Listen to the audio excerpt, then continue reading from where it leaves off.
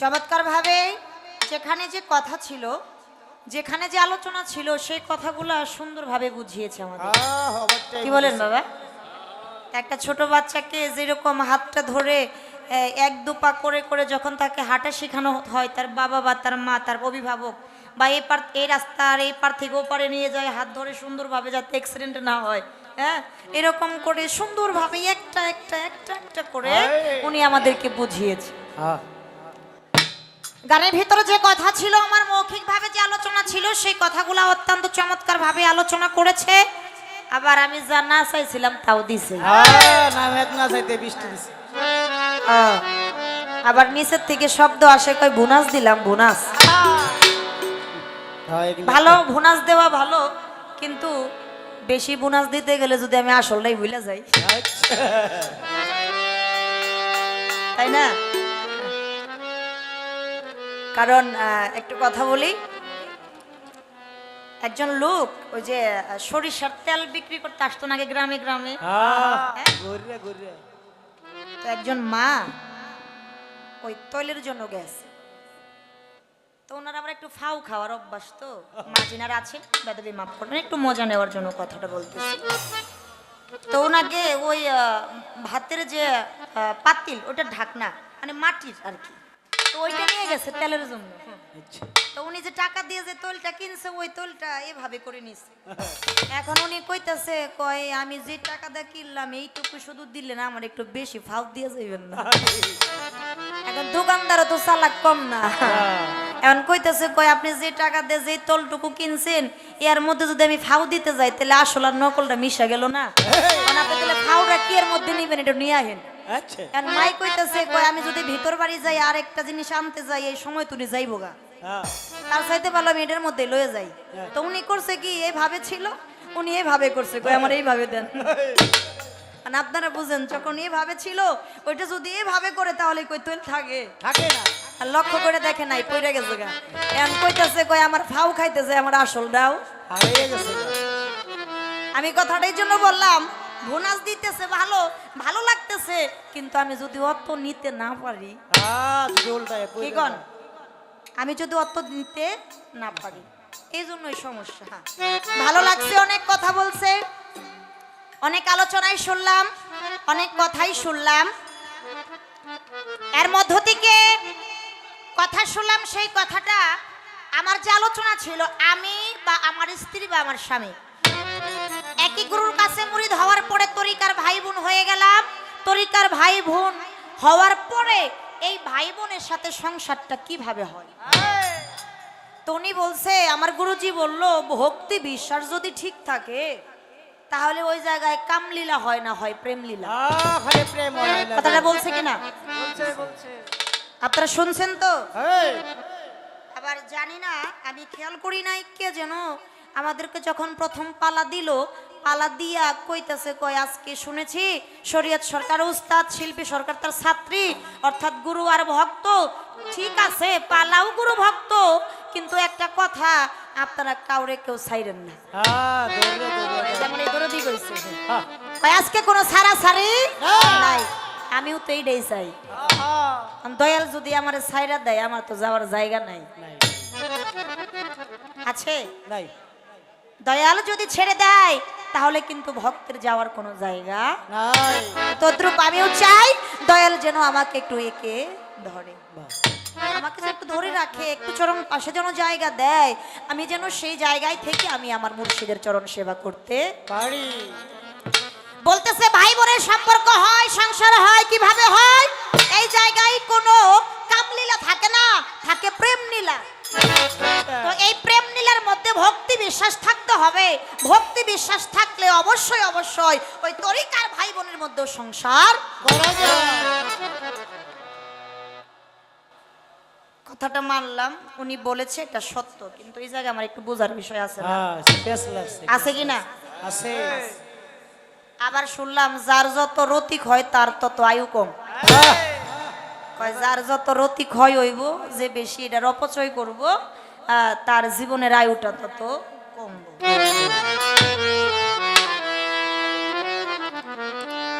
রতি মানে কি? রতি মানে কি? বীজ জায়গা বুঝে সময় বুঝে এটাকে রোপণ করতে হবে। এই জন্য লালন সাইজির একটা গানের মধ্যে আছে সময় গেলে সাধন হবে না। তো উনি বলেছে এই জায়গা থেকে আমি তো ছোট মানুষ আমার তো মনে নাও থাকতে পারে হ্যাঁ আগে কই এলো আগে কই এলোই নাকি গো আহা কমু কিন্তু তার আগে একটা কথা কই কয় আমারে কেমন একটা ভক্তি দিছে লম্বা ভক্তি না লম্বা একটা দিয়া কিছু সম্মান করে আমার এই যে 1.5 ঘন্টা ধরে খাটাইতাছে আরে আসলে গুরু ভক্তের যে পালাটা আমি শিল্পী সরকার যদি সারা রাত্রিতে একটা কথাও নাও কই উনার কইতেই হইব হ্যাঁ ওনার পালাটাই তো কওয়ার পালা কর টিচারের দায়িত্ব কি ছাত্রদেরকে শেখানো বা পড়ানো একটা কথা না বললেও উনি উপদেশমূলক কথা অবশ্যই বলতে হবে। কিন্তু আপনারা একটা জিনিস খেয়াল করে দেখবেন বাবাই আমার কইতাছে কই সাবাইয়া লই এটার মধ্যেও কিন্তু একটা স্বাদ আছে মানে সাবানির বিষয়টা কিন্তু সবাই জানে না জানে না এই সাবানির মধ্যে একটা কায়দা কৌশল আছে। মানে এই জায়গায় আইছে কিনা তা তো দেখি নাই বাইরে কি জিলাপির দোকান আইছে আছে আছে অনেক আছে। এই জিলাপি কিন্তু পেঁচায় পেঁচায় বানায় বানায় না হ্যাঁ মানে আমার মতো কোনো ব্যাককল যাইয়া ওই দোকানের পাশে বইসা যদি চিন্তা করি হাই রে হাই যে পেঁচ দিয়ে বানাইছে এই পেঁচ আমি খুলবো কিভাবে আর খাবো কিভাবে তাহলে কি আর আমার জিলাপি খাওয়াইবো হবে না কারণ ওই পেঁচ জীবনে খোলাও সম্ভব না আর জিলাপি খাওয়াও হবে না। সম্ভব না আর আমার দয়ালের মতো একটা লোক জ্ঞানী আক্কেলের ইশারা ব্যাককলের ধাক্কা আমার দয়ালের মতো যদি একজন জ্ঞানী লোক পীর মাশাই লোক ওই দোকানে যায় জিলাপি কিনা খায় আর কয় আরে যেমনে না তেমনে বানাইছে দুই চাপার মাঝখানে দিয়ে জাতা দিলে জুরা জুরা খায় বরবার করে শেষ তাহলে উনার ভাগ্যে জিলাপি খাওয়া হবে আর আমার মতো চিন্তা করলে জীবনেও সম্ভব না। তো সেভাবেই যেখানে যা লাগে আমার বাজান ওই সাবানির মধ্যেও যে এত স্বাদ এটা তো আমি আগে বুঝতাম না ভালো লাগছে কথা আমার এই জায়গায় সেই কথাটা হলো গুরু বোন এবং ভাই সংসার যে হলো এই জায়গায় হইতেছে প্রেম লীলা এই জায়গায় কোনো কাম লীলা চলে না। তুমি মাফ করবেন গুরু গোসাইয়ের মুখ থেকে শুনেছি খিল দিয়া যে বন্ধ করছে আসা যাওয়ার পথ সেই পাইছে দয়ালের কাছ থেকে দেওয়া খেলাপথ আর যেই ব্যক্তি খেলাপথ পাইছে সেই তো পীর হইছে কি কোন খেলাপথ ছাড়া কি পীর হওয়া যায় হওয়া যায় না। খেলাপথ ছাড়া পীর হওয়া যায় না যায় না আমরা অনেক জায়গায় তো গান করি অনেক দরবারে যাই অনেক দরবারে যাওয়ার পরে যার অনুষ্ঠান যে পীর উনি আগে আসন নিয়ে আসে আমরা গান টান করি ওই এক স্টেজ বা 2 স্টেজ পরে লগে একটা ছোট বাচ্চা আহে জিগাই বাবা বাবু ডাকাত একটু আয়সা দিয়া কয় তোমাকে বাই লাগে তো ভাই দরবারের শাহজাদা এতেও আমার কোনো কথা নাই আমার কথা এই জায়গায় এই যে খিল দিয়া যে বন্ধ করছে আসা যাওয়ার পথ সেই পাইছে দয়ালের কাছ থেকে দেয়া খেলাপথ খেলাপথ পাইয়া পীর হইছে দরজা যদি খিল দিয়া বন্ধই করে কিভাবে এবার খিল বাইঙ্গা সন্তান হইল আচ্ছা ওই ডাকাত দিছে হইল কিভাবে এনে যদি এইভাবে আমার দয়ালের হয় তাহলে আমার উপায় কি ডাকাত আমি কই যাবো আমার একটা বিপদ না বেজার লাগে গেছে এই জন্য আমার একটু এই জায়গায় বুঝার বিষয় এর মধ্যে হাকিগতটা কি এর মধ্যে বিষয়বস্তুটা কি কয় তুমি পড়ছো যে জায়গায় সে জায়গা থেকে আবার উঠে দাঁড়াও আমি যদি ওই পথ থেকে সরে দাঁড়াই আমি যদি ওই রাস্তা থেকে সরে দাঁড়াই আমি যদি ওই রাস্তাটা খিল দিয়ে বন্ধ করি ওই দরজাটা খিল দিয়ে বন্ধ করি তাহলে আমার খিলের এত জোর যে খিল ভাঙ্গে হয়ে গেছে এর মধ্যে হাকিগত বিষয়বস্তুটা পরে তো মনে নাও থাকতে পারে এই জন্য আগে এই কথাটা কয়ে লইলাম আমার দয়ালের কাছে এইবার একটা গান করব বাউল সম্রাট প্রয়াত রশিদ সরকারের লেখা গান কারণ ওনারে দেখলে তো আর রশিদ সরকারের দেহার বাই থাকে না আগে তো ওনার লেখা একটা গান করি গানের মধ্যেও কিছু কথা আলোচনা আছে ধন্যবাদ কালে মারবে বুঝাও মনে কিভাবে তা সাবুত করে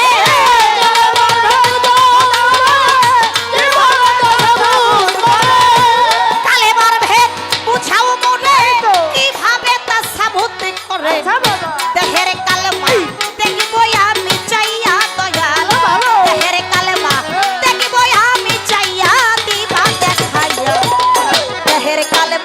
দেখিব আমি চাইয়া দেহের কালেমা দেখিব আমি চাইয়া দিবা দেখাইয়া দেহের কালেমা দেখিব আমি চাইয়া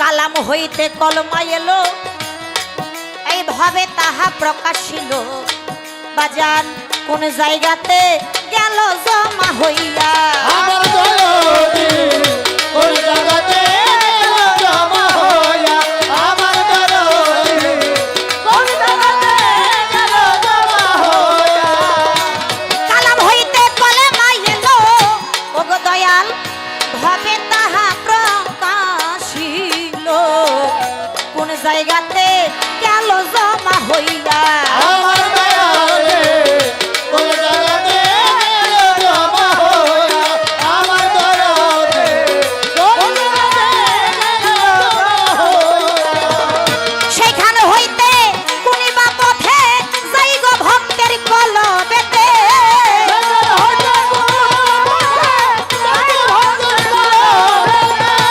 সেইখান হইতে কোনিবা পথে যাই গো ভক্তের কলবেতে ভক্তের কলম গেল জারি হইয়া গো তাতে ভক্তের কলম গেল জারি হইয়া দিবা দেখাইয়া দেহের কালেমা দেখিব আমি চাইয়া ওরে দেহের কলমা দেখবো আমি চাইয়া দিবা দেখাইয়া দেহের কলমা দেখবো আমি চাইয়া ওরে দেহের কলমা দেখবো আমি চাইয়া দিবা দেখাইয়া দেহের কলমা দেখবো আমি চাইয়া কোনি দরজায় উকি দিলে পাতেনি মসজিদ একটা সামনে মিলে ও বাজান কোন নামাজ হয় দরজা খুলিয়া আমার দরদি কোন নামাজ দরজা খুলিয়া আমার দরদি কোন নামাজ দরজা খুলিয়া কোনি দরজায় উকি দিলে পাতেনি মসজিদ একটা সামনে মিলে কোন নামাজ হয় দরজা খুলিয়া আমার দরদি কোন নামাজ দরজা খুলিয়া আমার দরদি কোন নামাজ দরজা খুলিয়া একটা পাখি ইমাম হইয়া গুপ্ত নামাজ দেয় পড়াইয়া একটা বাড়ি হইয়া উচ্চ নামাজ পড়াইয়া একটা পাখি ইমাম হইয়া গুপ্ত নামাজ দেয় পড়াইয়া শেষে তিন সাগরের পানি দেয় খাওয়াইয়া গো তারে তিন সাগরের পানি দেয় খাওয়াইয়া দিবা দেখাইয়া দেহের কালেমা দেখিব আমি চাইয়া ওরে দেহের কলমা দেখবো আমি চাইয়া দিবা দেখাইয়া দেহের কলমা দেখবো আমি চাইয়া ওরে দেহের কলমা দেখবো আমি চাইয়া দিবা দেখাইয়া দেহের কলমা দেখবো আমি চাইয়া সরকার রশিদি বলে এই জায়গাতে গুরুজি আমার বলবেন কথা কোরআন মতে তাই তো ডাকি দয়াল বাবা কইয়া আমার দয়াল রে এই তো আমি দয়াল বাবা কইয়া আমার দয়াল রে এই তো আমি দয়াল বাবা কইয়া রশিদি বলে এই জায়গাতে ওগো দয়াল বলবেন কথা কোরআন মতে তাই তো ডাকি দয়াল বাবা কইয়া আমার দয়াল রে এই তো আমি দয়াল বাবা কইয়া আমার দয়াল রে এই তো আমি দয়াল বাবা কইয়া সত্য জবাব দিতে হবে অন্তর হইতে ভক্তি পাবে সত্য জবাব দিতে হবে অন্তর হতে হবে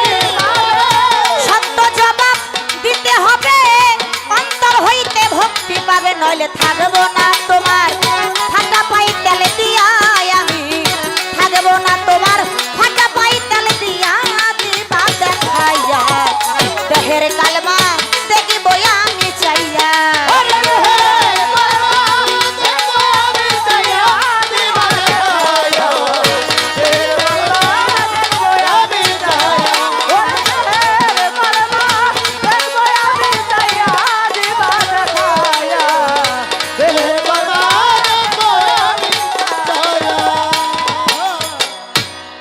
কালেমার ভেদ বুঝাও মুরে কিভাবে সাবুত করে দেহের কালমা দেখবো আমি চাইয়া দিবা দেখাইয়া দেহের কালমা দেখবো আমি গানটা আমি এই জন্য ধরলাম গানটা ধরার কারণ আছে মুরব্বীদের মুখে শুনেছি এই বাংলাদেশ যখন স্বাধীন হইল তখন নাকি এই কালেমা পইরা অনেক সনাতন ধর্মের লোক বাইসা গেছে সত্য কিনা বাবা হ্যালো যখন বিহারি লোকেরা ধরছে এই কালমা বাতাও কালেমা কইছে জীবনটা বাঁচাও শেষ আর কালেমার প্রতি আর কোনো বিশ্বাস ভক্তি নাই হাদিসের মধ্যে আসছে এই কালেমা যদি কোনো একজন ব্যক্তি হাজার হাজার হাজার বারো পাঠ করে তবু কালেমা হ্যান্ডকাপ হইয়া টানতে টানতে তার দুজকের দিকে লয়ে যাইব আর যদি কোনো এই একজন ব্যক্তি কালেমা জীবনে একবার পাঠ করে এই কালেমার দুয়ার বরকতে সে জান্নাতবাসী হয়ে যাবে কালেমা পড়লে কাফের না পড়লে কুফর কালেমা পড়লেও বিপদ না পড়লেও বিপদ এখন এই যে আমরা কালেমা পড়ি কিন্তু এই যে জায়গায় কইছে কালেমা পড়লে শুধু কাজ হবে না হাজার হাজার বার পাঠ করলে কিন্তু লাভ হইব না একবার পড়লেই হবে কিন্তু কিভাবে পড়তে হবে সেইটা আমি জানি না তো এই জন্য গানটা আমি আমার দয়ালের কাছে রাখলাম যে আসলে কালেমার বিষয়বস্তুটা এর হাকিগতটা কি গানের মধ্যে কি আছে কালাম হইতে কলমা এলো ভাবে তাহা প্রকাশিল কোন জায়গাতে গেল জমা হইয়া সেইখান হইতে কোন বা পথে যাইগো ভক্তের কলবেতে তাতে ভক্তের কলব গেল জারি হইয়া একটা গান আছে না যে গান শুনলে আমার মনে হয় যে রোগী মানুষও সুস্থ হয়ে যায় ওষুধ মানে কিচ্ছু লাগে না কলবে কলবে মিলি না হইলে কলবে কলবে মিলি না হইলে মোহনের আশা পূরণ হইব না আল্লাহ শিরাইতে তার বাঁশি বাজে আল্লাহ শিরাইতে তার বাঁশি বাজে গানকে আমি গাইতেছি আর এটার মধ্যে কলবে কলবে আছে ওই যে ভক্তের কলব কেমনে জারি হইলো আবার এই জায়গায় তাইরি গাইছে কলবে কলবে মিল না হইলে তে গুরু আর ভক্ত দুইয়ের কলব যদি এক না হয় তার সাথে তো প্রেমই হয় না আচ্ছা আশা কথা এই জন্য আমি জানতে চাইলাম একটু বুঝার বিষয়ও বাজান কালাম হইতে কলমা এলো ভাবে তাহা প্রকাশিল কোন জায়গাতে গেল জমা হইয়া সেইখান হইতে কোন বা পথে যাইগো ভক্তের কলবেতে তাতে ভক্তের কলব গেল জারি হইয়া যখন কলব জারি হয় গুরু মনে মনে কি কয় ভক্ত তা অটোমেটিক বুঝতে পারে তখন আর গুরুর মুখ ফুটে কোনো কিছু বলতে হয় না তো আমি চাই সেরকম প্রেম করতে আর সেরকম প্রেমিক হইতে আবার লাস্টের মধ্যে আছে সরকার রশিদ বলে কোন জায়গা এই জায়গাতে বলবেন কথা কোরআন মতে কথাটা এই জন্য বলা একটা আধ্যাত্মিক আর একটা হচ্ছে একটা শরীয়ত আর মারফতের বিষয়বস্তু আছে না কোরআন ছাড়া তো অনেকে বিশ্বাস করে না এই জন্য কথাগুলা বলবেন যাতে এটা কোরআন অনুযায়ী হয় নইলে থাকবো না তোমার ফাটা পাই তেল দিয়া সত্য জবাব দিতে হবে এখন গুরুজি দাঁড়াইয়া কইতে পারে যে ভক্তে আমার হুমকি দেয় আমার কোনো এই জায়গায় কথা নাই রশিদ সরকার লিখছে আমি গাইলাম এই গানটার মধ্যে কিছু কথা আলোচনা আছে এই জন্য আপনার চরণে নিবেদন যে বাজান এই কথাগুলো আমি বুঝি না এই কথাগুলোর মাহাত্ম্য কি এই কথাগুলোর হাকিগত কি কোন দরজায় উকি দিলে বাতেনি বাতেন অর্থ কি গোপন জাহের অর্থ প্রকাশ কোন দরজায় উকি দিলে বাতেনি একটা মসজিদ সামনে মিলে কোন নামাজ হয় দরজা খুইলা মসজিদ যদি গোপন হয় নামাজ তো গোপনে হওয়ার কথা হ্যাঁ না, মসজিদ গোপন নামাজ হয় দরজা খুইলা, তাহলে এই নামাজের হাকিকত জানতে হইব। হবে একটা বাকি ইমাম হইয়া গুপ্ত নামাজ দেয় পড়াইয়া, শেষে 3 সাগরের পানি দেয় খাওয়াইয়া। হওয়াইয়া কোরআনের মধ্যে আছে 2টা সাগর, রশিদ সরকার কইছে 3 সাগর। তো আমাদের একটু বুঝার বিষয়, বাড়তি সাগর কোনটা? আচ্ছা আমার টাইম সাগর এর মধ্যে হাকিকত কি, বিষয়বস্তু কি, এই নামাজ কোন সময় কিভাবে আদায় করা হয়। হয়। আর এই নামাজও আছে, ওযু আছে, কিন্তু এই নামাজে কোনো সিজদা নাই। 5 ওয়াক্ত নামাজ, 5 ওয়াক্ত সালাত আমরা যারা আদায় করি বাজান, এই নামাজ কি সিজদা ছাড়া হয়? এই নামাজ কি সিজদা ছাড়া? না, একটা নামাজ আছে সিজদা ছাড়া, সেটা হচ্ছে মানুষ যখন চিরতরে বিদায় নিয়ে চলে যায়। হ্যাঁ হ্যাঁ জানা জানা কিন্তু সাধক এই নামাজের কথা বলে না। এই যে একটা বাতেনি মসজিদ, যেই মসজিদে নামাজ হইতেছে, এই জায়গায় ওযু আছে, নামাজও আছে, সবই আছে, কিন্তু কোনো সিজদা নাই। আমার শুধু একটু জানার বিষয়, এই নামাজের হাকিকতটা কি গেল আমার গানের কথা। গানের মধ্যে যে আলোচনার মৌখিকভাবে একটা কথা, ওই যে খিলের বিষয় একটু জানার আছে। এই কথাগুলাই আমার মুর্শিদের চরণে আমার একটু নিবেদন। ধন্যবাদ সবাই।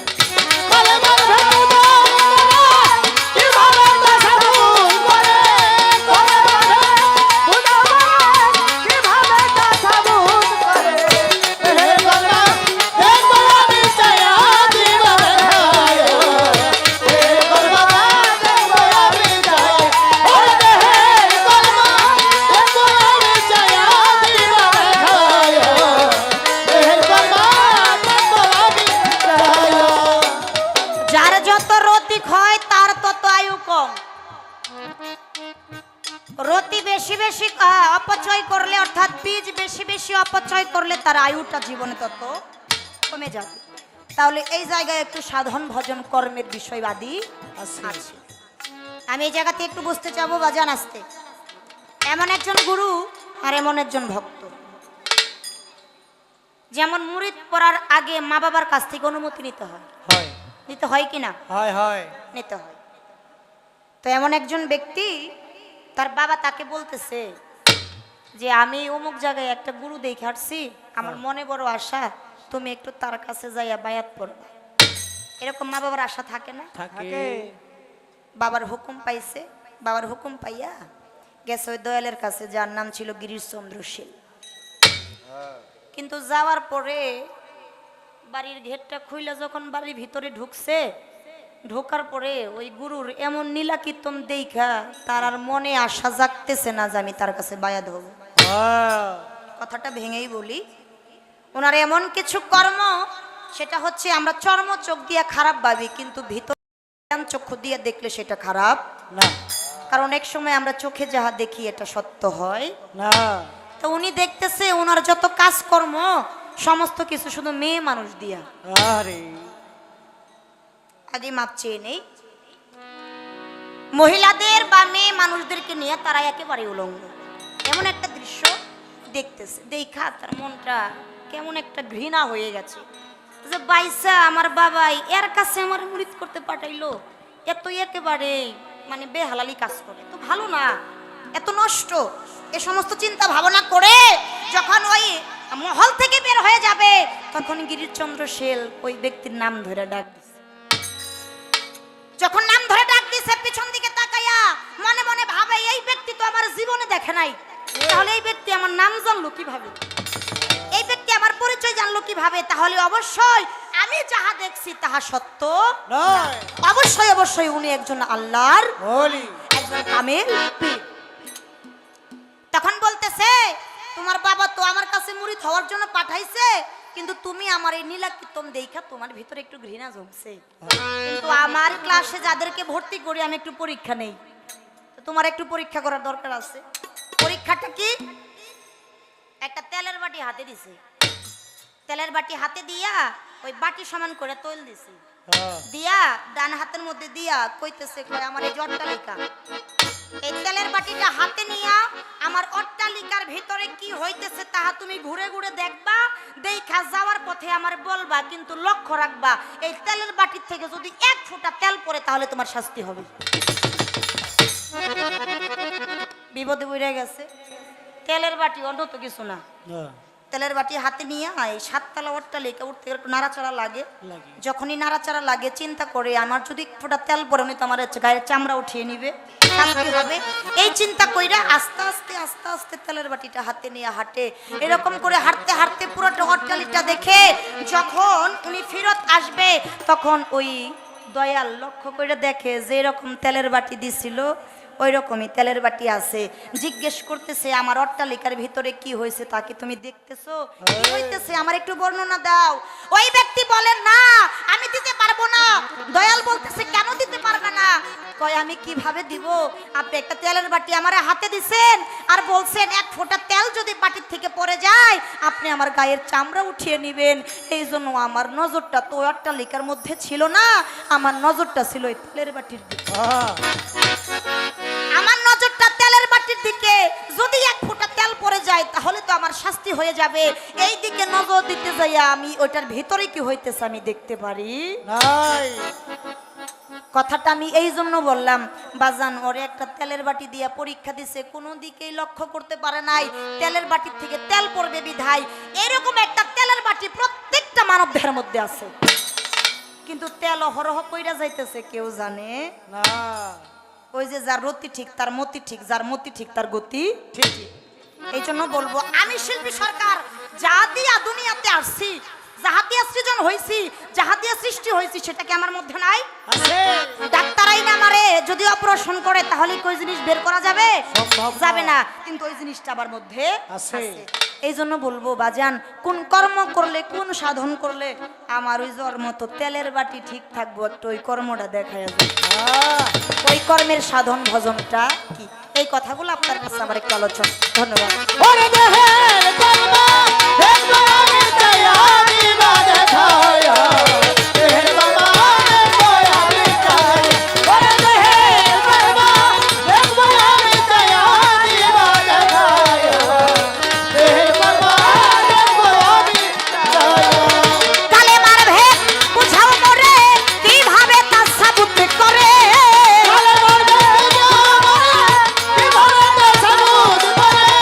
কালেমার ভেদ বুঝাও মোরে কিভাবে তা সাবুত করে। দেহের কালেমা দেখিব আমি চাইয়া দয়াল, দেহের কালেমা দেখিব আমি চাইয়া দিবা দেখাইয়া, দেহের কালেমা দেখিব আমি চাইয়া, এই দেহের কালেমা দেখিব আমি চাইয়া দিবা দেখাইয়া, এই দেহের কালেমা দেখিব আমি চাই।